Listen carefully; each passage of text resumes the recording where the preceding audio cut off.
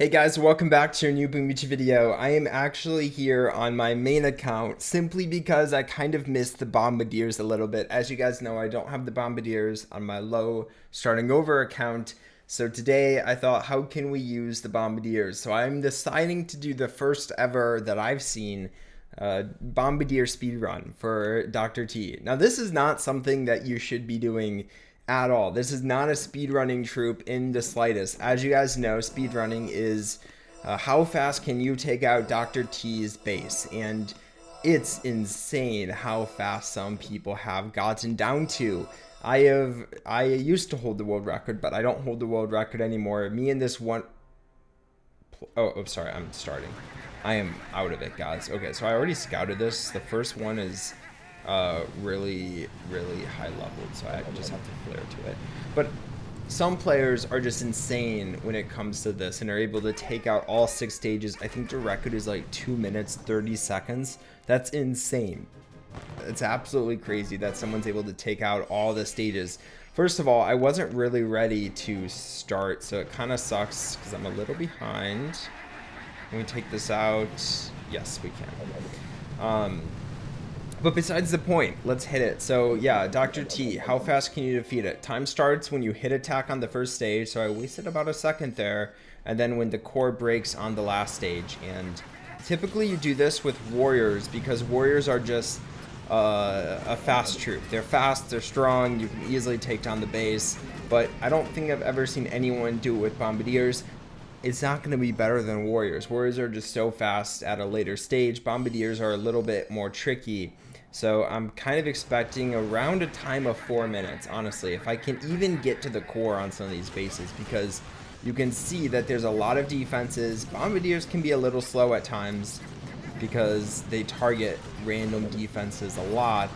And I do have instant training. However, if you know anything about these speed runs, you know that it's not always beneficial to lose troops. You kind of want to save your troops for as long as possible because it takes a few seconds to retrain. So typically you would only want to retrain once with warriors, stages between stages 6 and 7, and then all the other times you don't want to retrain at all. So yeah, it's going to be a little different for Bombardiers because you just have way less Bombardiers than you have of warriors. And also, like, look at this. Look at this. Okay, honestly, we might just flare to the core. I think that might be the move here. We're going to shock the shock launcher. We're going to shock some of these sniper towers.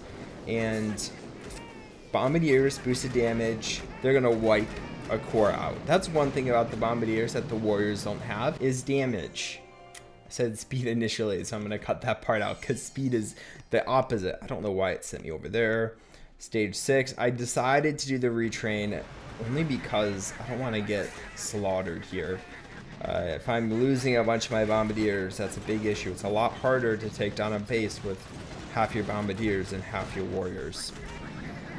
This one actually looks good, and I'm going to try something a little bit risky here. We're just going to flare to the core, and we're going to get a bunch of shocks out. And honestly, I think it'll work out. There's not any defenses in that whole area.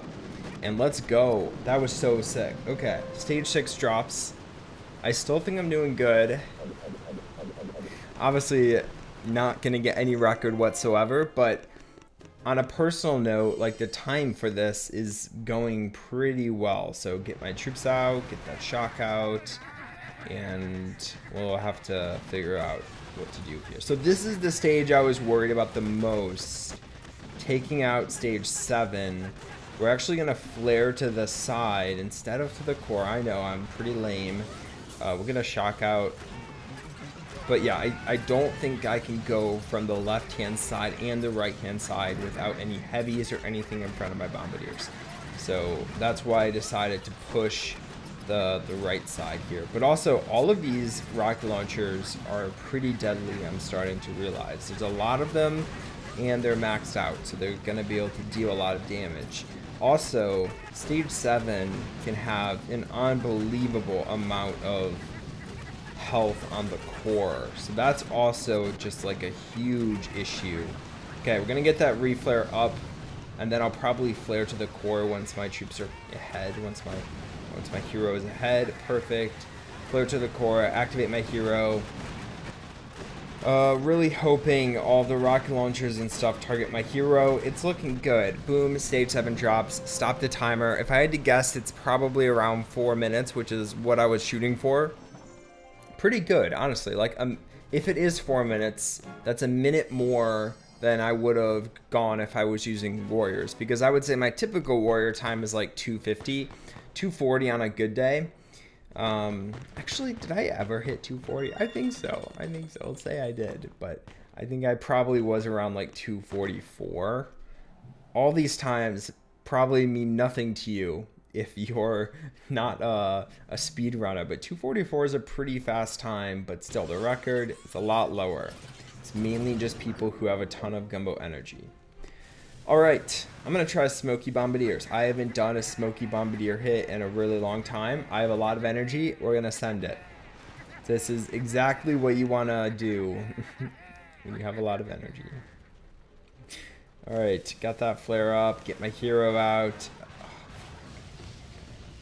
Not too bad. Get that shock out. Don't want that Simo picking off all of my Bombardiers. We're gonna get critters down to help distract the Simo when it's unactivated. We're gonna get another flare out a little bit early, just so I don't forget. Perfect, and we're just gonna park right up here. Honestly, probably one of my better all Bombardier or Smoky Bombardier hits. And we're walking out a little bit, but I think we'll be fine here. Oh my gosh, actually they spread out like crazy. Pretty much half my Bombardiers ran off into the wind and died. The other half stayed though, and we were able to pull out a win. Very, very nice, although I did lose a ton of Bombardiers, so that's not good. But I am liking this. Like, I haven't done this. This is not a combination you should be doing. Smoky Bombardiers is just pretty weak, but it's fun to do. This time we're not going to do it. I'm going to actually try pushing this side over here. When you don't have heavies, you really have to be careful with how you're dropping your Bombardiers. Also, when you don't have heavies, you have to watch out for every little mine, because the chances of your hero hitting a single mine are pretty low. So you have to kind of assume that your Bombardiers are going to hit every mine that you see, which isn't always the case. But you have to prepare for that, and you can't lose all your troops to mines, because that will actually kill you.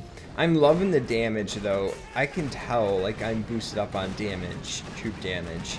I'm just wiping these cores out. A core, like I was saying in Dr. T, a core can have, stage 7 can have like 500,000 HP, which takes a really long time with warriors, and if you're not fully trained, that can actually be a huge issue. But if you are fully trained and full boosted, it's still good, but you might be cutting it pretty close. Bombardiers though, they deal one of the most, I think probably the most damage per troop, or not per troop, but per boat. Someone fact checked me on that. Are they better than the warriors? Or sorry, not warriors. Are they better than bazookas? Do they deal more damage? Because I feel like per boat, I did the calculation before, and I feel like they won. However, saying that out loud makes me a little bit nervous, but I still think that the Bombardiers deal the most damage. Obviously, the Melon Bombardiers deal more damage, which is weird for some reason, but yeah, regular Bombardiers are great. They're very good troops. So let's chop that flare to the core. You don't really have the opportunity to walk throughout the entire base when you're using this combination, because it's really how fast can you get to the core and defeat the core. But I hope you all enjoyed the video. Let me know if you want more content on this account. I can definitely make something happen, but I hope you enjoyed the Dr. T speedrun. I always love coming on this account and doing a Dr. T speedrun, so I hope you enjoyed the content. I'll see you guys next time. Bye, guys.